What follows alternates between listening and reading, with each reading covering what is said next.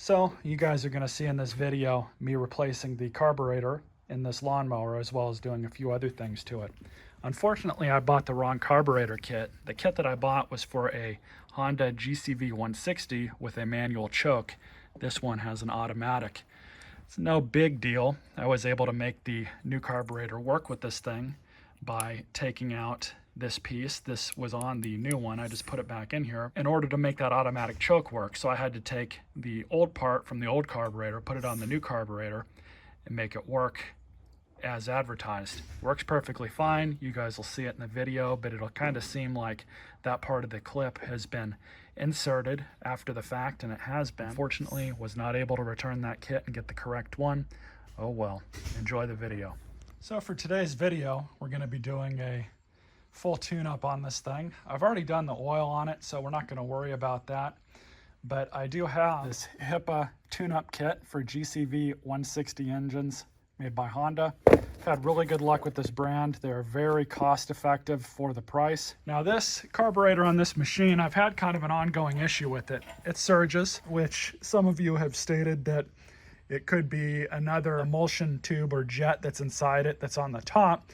We'll take that off and take it apart for another video and have a look at it, see what's going on there. We also have this other issue where this thing appears to be leaking. I've had this carburetor apart twice now, and I can't figure out why it's leaking from the carburetor and continues to leak. It's probably a bad bowl gasket. I think at this point I'm just going to use this kit here because I think it was like 16 bucks. And just put a new carburetor on it and new everything else and be done with it. So of course we've got the box. Go ahead and open this thing up.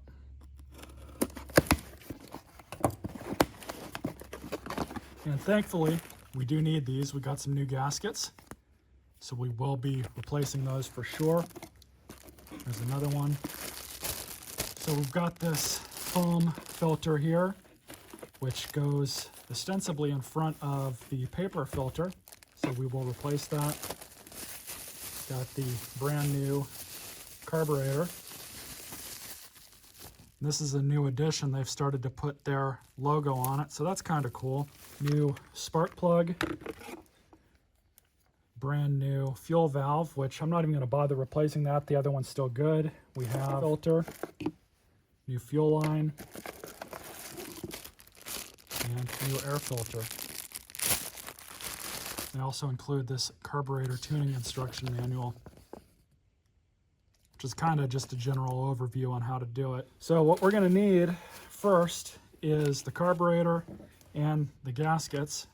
We're going to start pulling that thing apart.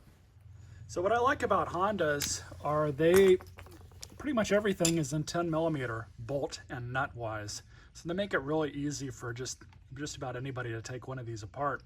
What we're going to do, just to make things a little bit easier and so the camera can see things a little bit easier, we're going to pull the top recoil off as well as the gas tank. I'm not going to pull the gas tank completely off. We're just going to kind of move it up and set it to the side. So in order to do that, really easy, just have these three nuts. It does have somewhat of a tight fit, so we'll just kind of help it off with a flathead.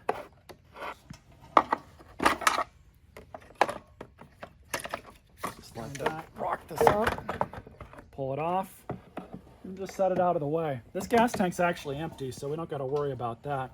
We'll still pull off the spark plug boot. These Hondas do come with good spark plugs. These NGK plugs are honestly some of my favorite plugs ever made. They last a long time. Never had any issues with them. But now we have much better view for the camera. Get this rag under there just because. I do have the fuel valve shut off just by proxy. Go ahead and pull this off. This air filter is still in pretty good shape, but we'll change it. Now what I like to call this whole process is the Honda sandwich. These carburetors go on in a very specific way with the gaskets, and this model has an automatic choke system on it. It all goes in a very certain order. We have to take the top part of the airbox off, which is going to pull off everything else. So in order to do that, you have these two 10mm bolts, just like that. You can see the whole assembly just comes off at this point. So what I'm going to do disconnect. I think it's going to be easier just to pull these bolts out. I've got my hand on the rest of everything back here. The thing is, I'm trying to make it so you guys can see it. And we have a gasket that just fell off.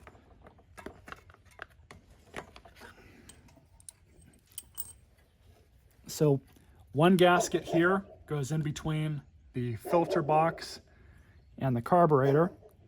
Yep, goes on just like that. So we're going to set that down, and then we're going to pull these off as well. So this is your automatic choke assembly, and this is a gasket we're going to be replacing. You can see this whole carburetor has just been leaking. I think it's got a float issue. So we're just going to pull this hose off.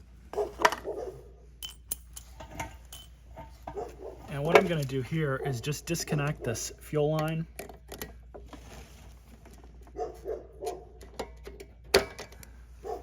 Stupid simple.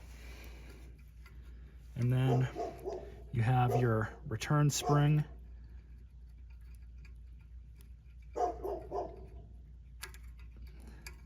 As well as the linkage. And that comes off just like that, really easy. So we'll just set this aside, put this new replacement fuel line on. And that goes on just like that. I'm not a huge fan of these line clips that they include. I mean, these are kind of similar to the Honda ones that are already on it. But for our purposes, we should be okay. I might have to cut this back some, we'll see. So over here, you'll see they include a multitude of gaskets for this thing. So this is the old one that came off of this right here. So we'll wipe this off. But it's actually the incorrect gasket.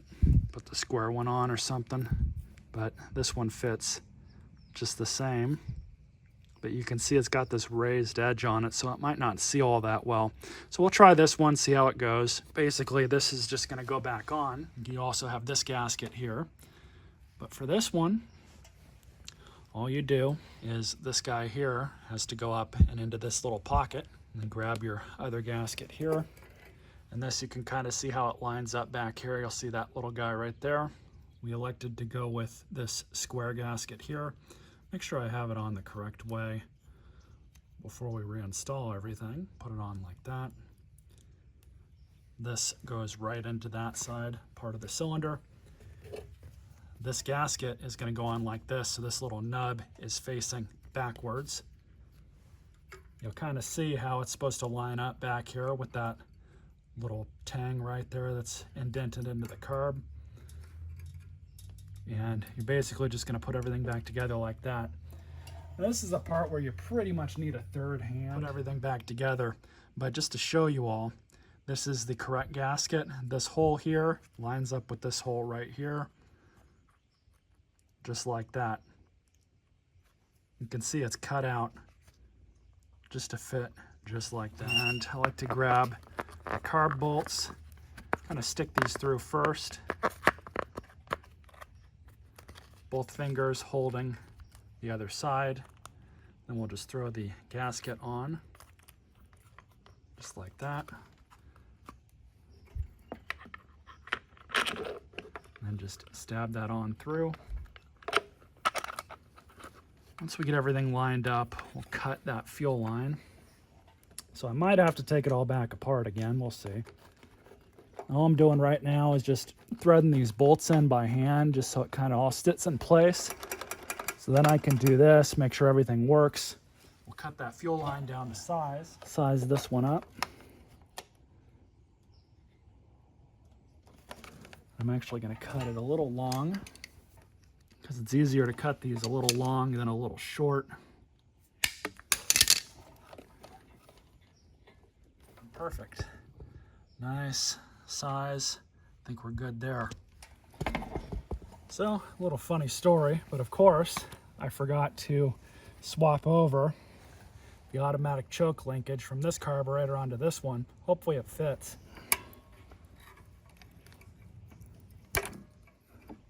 Take them out just like that. That lifts off.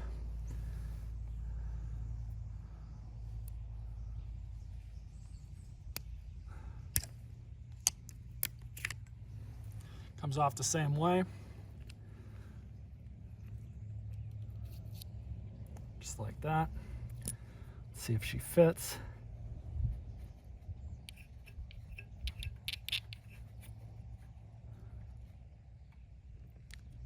Spring goes on that little nub.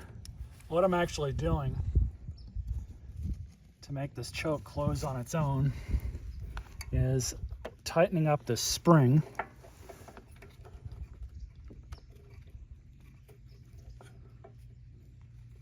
And all I'm doing keeps wanting to come back around. I'll just take it out. But I've already tightened it once. See if we can get another twist out of her.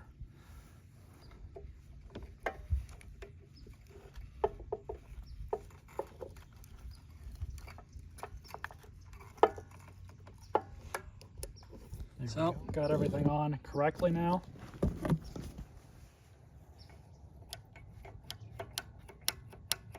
Not bad. Let's get it all back together. So,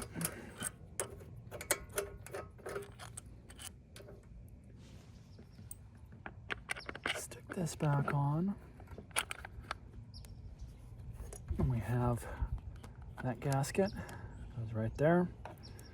As well as the steel, and it is in fact actuating the choke like it should be.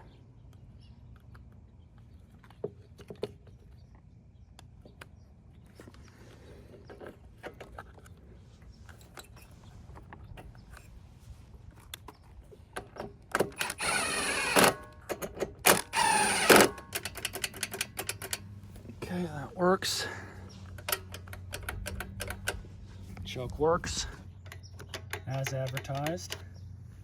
So let's put the filter box and everything back together. So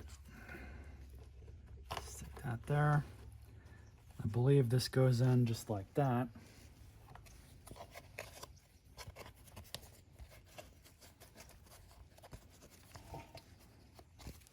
So just put this back on the hinges at the bottom. Filter in place. And there we go. So that part's done.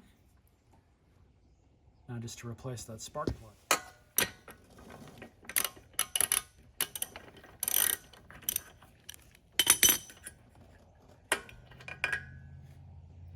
It's actually not too bad. Save that for the Horde. Spark plug this is. HIPA branded plug. We're going to double check this gap, make sure it's set correctly. So here we are with the spark plug, 28 to 30 thousandths gap. Got 30 thousandths right here on my feeler gauge. And it's perfect. So let's install it. So we've got this one gapped correctly. I'm just going to thread it in.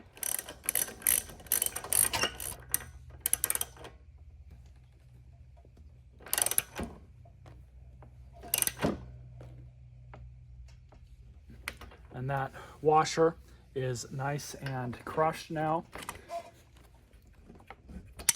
Looks like I need to get some way to glue this thing back in. So all that's done, I'll show you guys the oil level just for the video. The oil in this machine is pretty clean. I don't think the original owner used this machine all that much.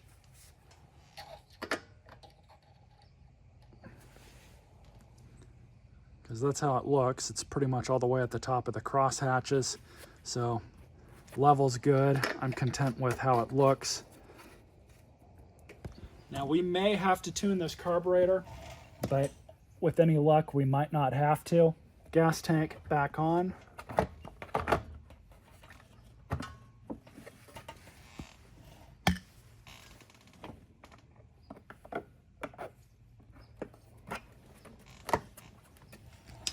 Pop this back on. Of course, plug the spark plug in.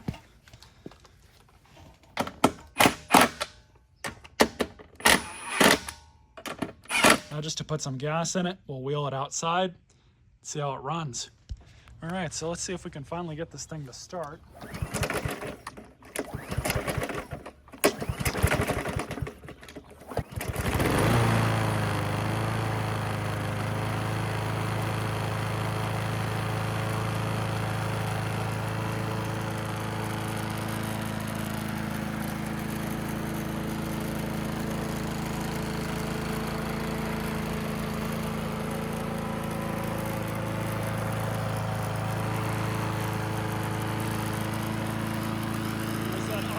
choke, thermal wax heats up, it'll start letting off of that choke.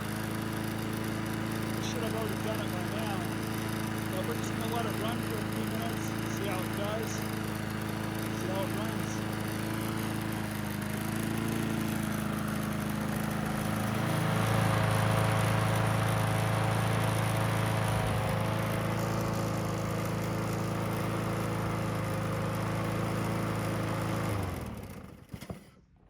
So let's see if it'll start back up.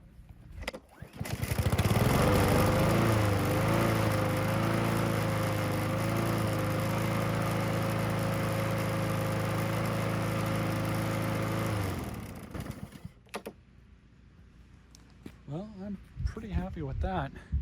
Seems to run all right with that aftermarket carb. Probably heard the rattling. That's coming from that recoil. That's the unfortunate issue of using aftermarket stuff. Sometimes they work perfectly fine. Other times you can kind of see the slight lack in quality compared to OEM, but I'm fine with it. It's not going to hurt anything, making a little bit of noise. So this thing runs perfectly fine now. I have no inclination that it's going to be leaking. It would have done so already. And honestly, we don't even have to tune it because it sounds really good. Ready for when the grass starts growing and needing some trimming. Stay tuned for more videos.